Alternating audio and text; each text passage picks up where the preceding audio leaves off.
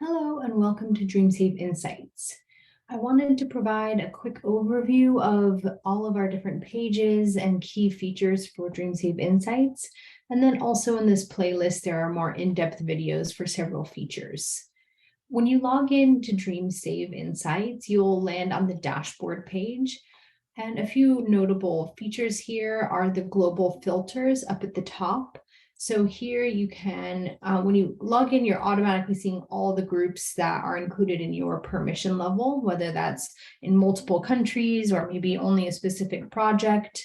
And then you can further filter the groups down by either selecting a project or filtering by maybe the backup status, the date range, the group age, or the group status that you're interested in.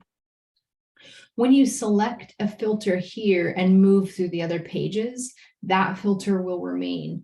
That's what we call it, the global filters. So if there's ever any data that you are not seeing or it doesn't make sense, make sure that you check your filters. And if you need to clear the filters that you have selected. So right now I'm seeing that we have two groups formed or two groups on DreamSave. Assuming that's correct and I don't have any questions about that, I will view the data for those two groups. So I'm viewing that data, first of all, on this widget section. Each of these little cards we call widgets, and you can do some customization on a user by user basis with these widgets. So if you have a DreamSave Insights login, you can customize the look of these widgets by clicking here on the widgets button. A few things you can do. So you'll see that I have a target here. You can change the target by clicking on the gear icon. And let's say I made a mistake and we're not trying to form 1,000 groups, we're trying to form 500 groups. I can change that target. And then you always have to save the widgets to see those updates. So now you can see that I have two groups formed or two groups on DreamSave out of my target of 500. You can also change the widgets that's displaying. So what I have so far is cumulative savings, personal goal types, loan fund utilization, some demographics, including gender, age, education, and the breakdown of additional funds that the groups are using. Maybe I don't want to see the personal goal types, but I'll look at some of the other options.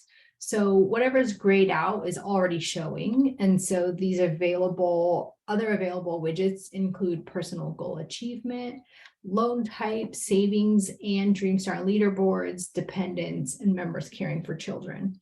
So maybe instead of the goal type, I want to look at loan types. I'll select loan types. And I will save and close. Oh dear.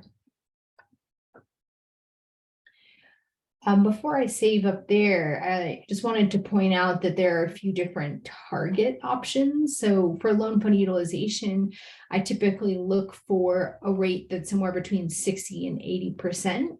A relatively high rate means the groups are lending out more of their savings and interest or savings and profits. And so they're not letting that money sit. They're not letting that cash potentially sit in a cash box, but they're using that to lend out to members. So you can set a target that is specific, or you can set a target range like I have here between 60 and 80%. And we can see these two groups are saving together, or on average about 16.4%. Maybe a little low, but as we mature in this project and as we're adding more groups, we expect that that rate will most likely go up.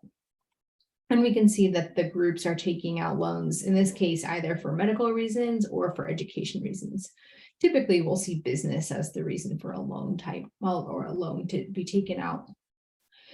So make sure that you spend some time on these widgets. The idea is that when you arrive on the dashboard, every user can see the most important information that they need to complete their job. So that might mean tracking your progress towards your project targets, or that might mean checking on the health of the group.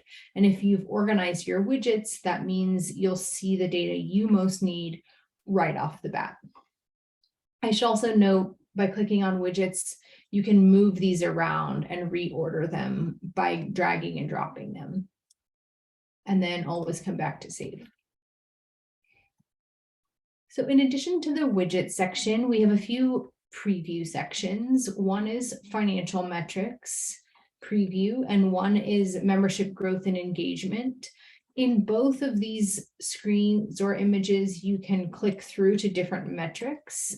These are the 3 most used metrics for financial purposes, and then 4 metrics for membership and growth. So you can see, for example, overall attendance and how that's changed over time. You can see dropout and activity rates and how those have changed over time.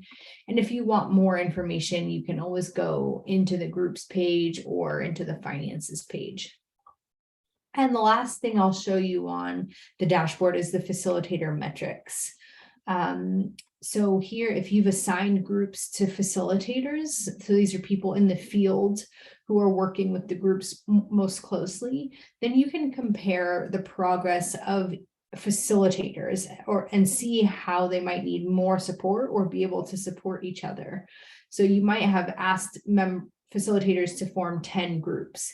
You can come and see how they're doing towards that target and whether those groups have a strong attendance rate and a savings rate that you're expecting, for example.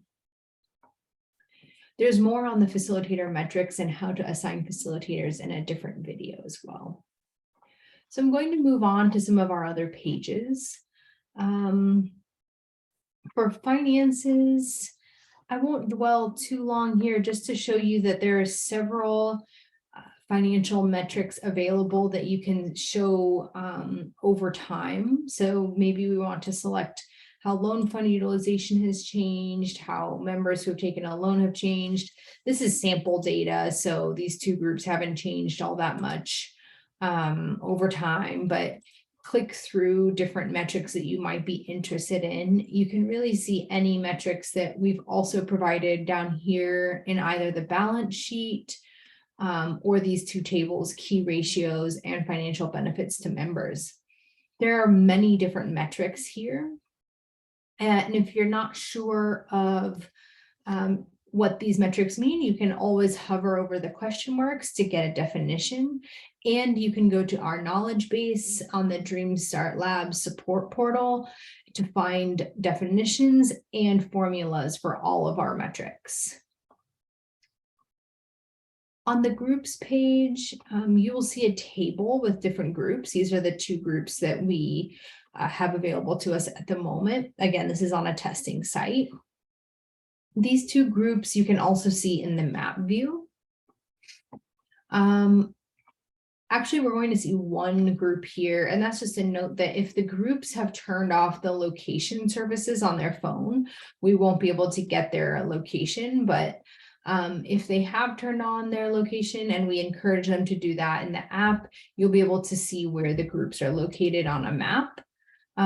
This is helpful in particular if you're looking at regional areas and you want to know where more groups are located or where you might be able to expand. From the list view, you can also change the information that you see about these groups by managing columns. So I want to make sure that I have, I'm going to deselect the group status because I want to, for example, see the backup status. You can show 7 columns at any given time. I point this out because a simple kind of data quality check is to make sure and see how many groups have all of their meetings, all their expected meetings backed up, or who might be falling behind on the syncing, which means that the data is not as up to date as you'd like it to be, perhaps. So check the backup status and also check that against their last meeting date. And another simple quality check is to come and sort by cumulative savings by clicking on that heading, because you can see that potentially if there are errors It might be in the savings that groups have added during the account creation, DreamSave account creation. If you see any red flags here, it might pay to look more into this group and see if they have entered information incorrectly. You can sort by any of these columns by clicking on them though.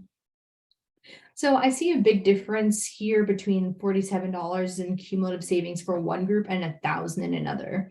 If I'm curious about why that might be, I can click into this group, and here I can see the information for this group in particular, including their details about their cycle, where they're located, their last meeting, their number of members. I can see the same widgets that are available on the dashboard, and also some financial metrics and balance sheet.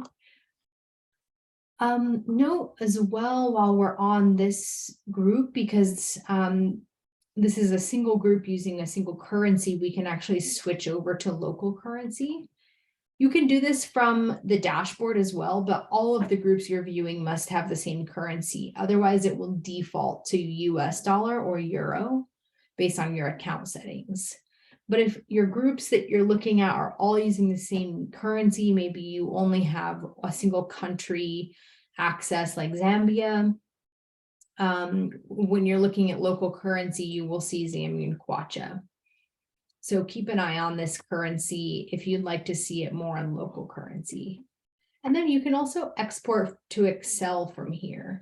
If you export to Excel from this group details page, then you'll see meeting by meeting data, and that might help you determine whether there was any errors made during a meeting in terms of adding in the savings, or maybe this group just has very high savings rates, which is great.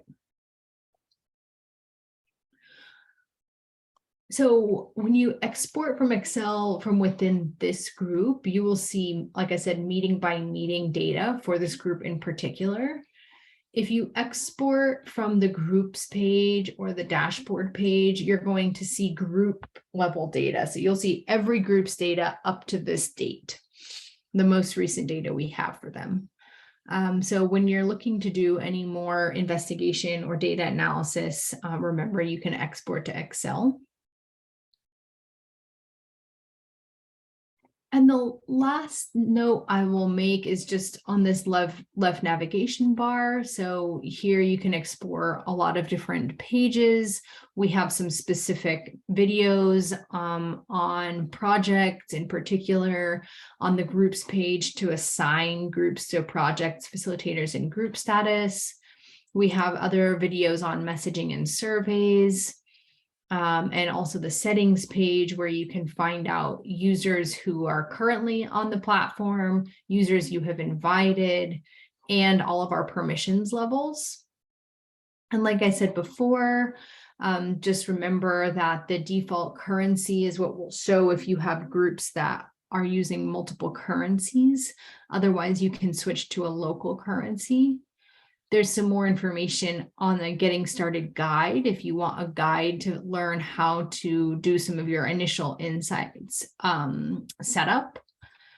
And last but not least, there's a status bar down here which shows kind of the data aging. So you can see the proportion of your groups and how they have synced. In this case, 2 out of 2, so 100% of our groups have all of their expected meetings backed up. And you can see that this data was last refreshed on October 3rd. Our data is actually refreshed every 24 hours. And you should be able to tell whether it's like yesterday's data or today's data by this refresh button. For any other detailed videos, check out our playlist. And if you have any questions or concerns, you can reach out to your customer success representative or me at Jenny@dreamstartlabs.com. Thank you so much. Bye.